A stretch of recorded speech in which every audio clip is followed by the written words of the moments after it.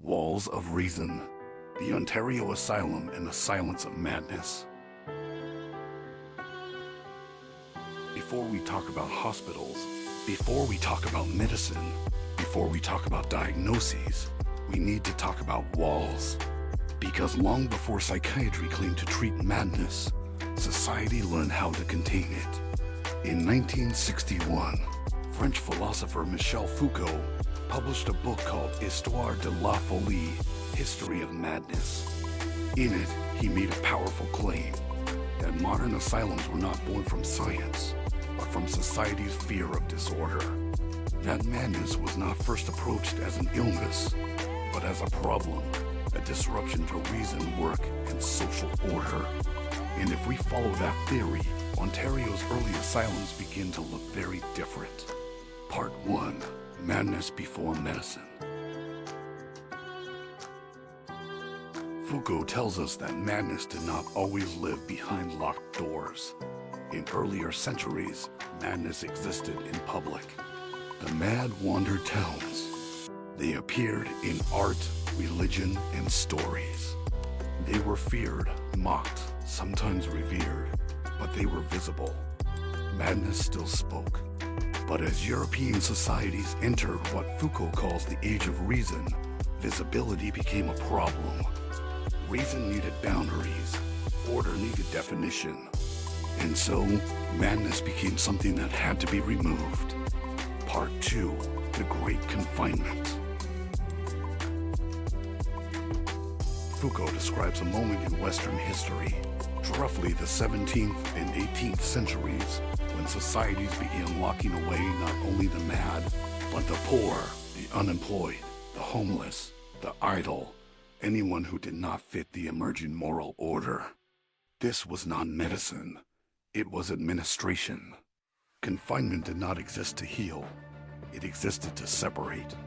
Madness was grouped with social failure, unreason was treated as a threat. And once confinement became normal, the asylum became possible. Part 3.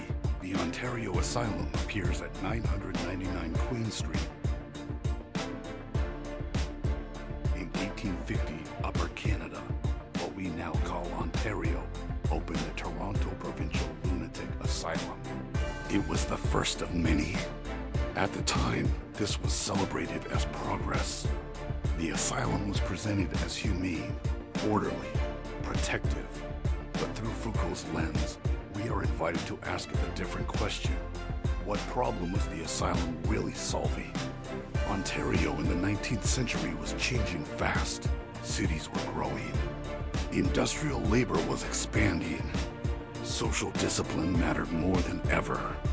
People who could not work, could not conform, or could not behave rationally became visible problems. The asylum offered a solution, not a cure, but removal. Part 4. Architecture as control. Foucault paid close attention to buildings, because power, he believed, does not only speak through laws, it speaks through space. Ontario asylums were massive, symmetrical, surrounded by land. They were designed to be self-contained worlds. Patients worked. They followed strict schedules. They were constantly observed. This was not accidental. According to Foucault, the asylum replaced chains with routine, punishment with supervision, violence with moral pressure. The patient was no longer beaten. They were corrected. Silence replaced speech. Compliance replaced expression. Madness was no longer allowed to speak for itself. Part 5. The doctor as moral authority. In earlier confinement houses, there were guards. In the asylum, there were doctors. But in Foucault's theory, the doctor's power did not come from medical knowledge. It came from authority. The doctor decided who was sane, who was ill, who could speak, and whose words meant nothing. To be diagnosed was not only to be labeled, it was to lose credibility. Your thoughts were no longer ideas. They were symptoms. In this way, psychiatry did not simply observe madness, it defined find it. Part 6. Work, Order, and Moral Treatment. Ontario Asylums emphasized moral treatment. Patients worked on farms.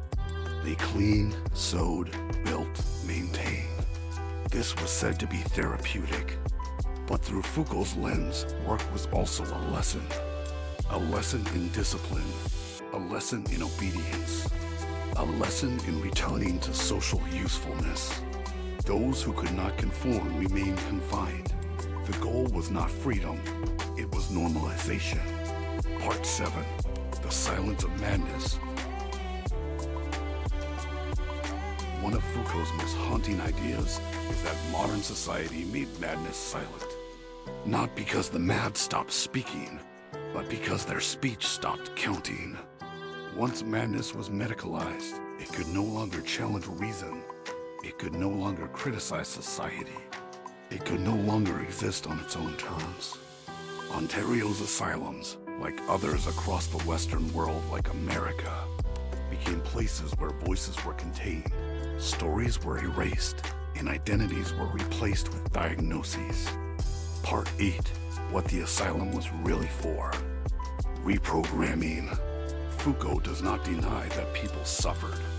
It was built to manage it, to protect society from disorder, to protect reason from unreason, to maintain the boundaries of what was acceptable, productive, and normal. In this sense, Ontario's asylums were not medical institutions first, but he asks us to see suffering differently. The asylum was not primarily built to understand madness. They were social institutions. Conclusion: the walls remain. By 1890, every U.S. state had at least one publicly supported asylum with over 150,000 patients, nationwide by 1904. Many Ontario asylums are now closed. Some are abandoned, some repurposed, but the questions they raise remain. Who decides what is normal? Who decides who belongs? And what happens when difference becomes a diagnosis? Michel Foucault's History of Madness does not give us comfort. It gives us perspective. It reminds us that institutions are never neutral, that care and control can exist together, and that behind every locked door is a social decision. The asylum was not just a place, it was an idea. And ideas, like walls, can last much longer than we expect. Thank you for watching my video. Hit the like if you might, and if you want more, consider subscribing to the channel. I appreciate each and every one of you.